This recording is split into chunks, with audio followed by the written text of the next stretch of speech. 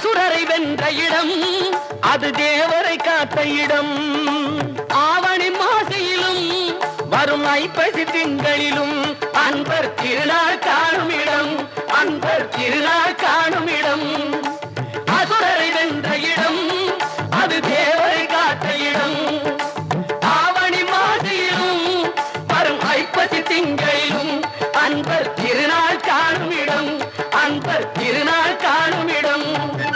திருச்செந்தூரின் கடலோரத்தில் செந்தில் நாதன் அரசாங்கம் தேடி தேடி வருவோர்க்கெல்லாம் தினமும் கூடும் தெய்வாம்சம்.